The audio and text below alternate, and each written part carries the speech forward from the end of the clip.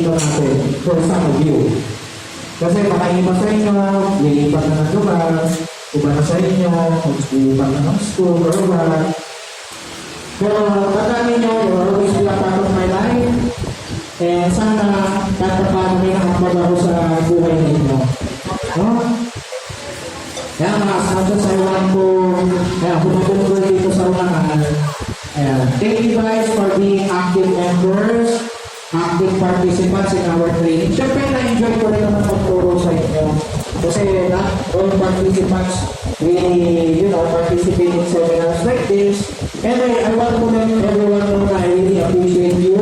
Share your thoughts. Ayan, magtawanan. Tayo na nasigit mo sa kayong katabi nyo. I really appreciate na nabili kayo ng effort sa training natin. And, ayun, sad to say, baka nga talaga ito na yung natin pag-isita. Kahit kalimutan niyo na ako, pero lang yung mga bagay na tinulong ko sa inyo. No? Kasi katulad ng sabi ko sa inyo kanina, ito, kaming mga tao, kaming mga natutulong sa inyo, nakakalimutan nyo kami.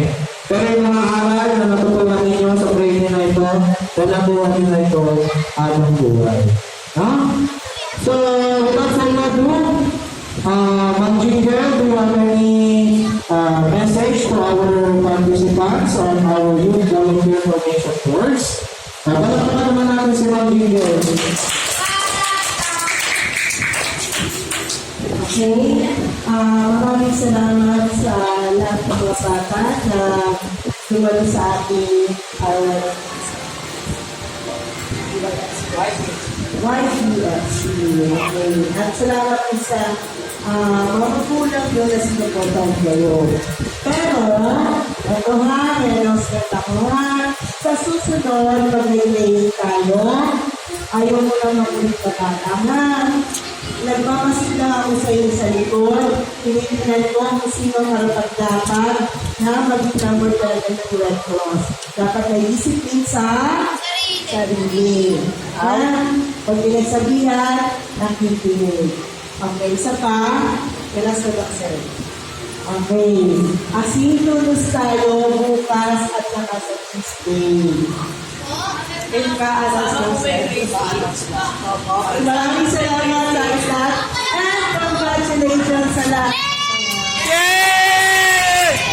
Salamat din pala kay Sir. Isang masaya po.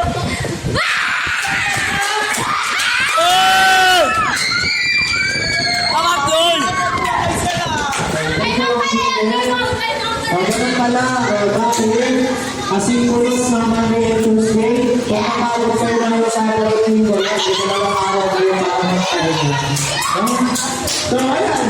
Congratulations everyone. I do hope you enjoyed our live next week. At sana magkita kayo talaga ako. Ayan, Kuya Ben.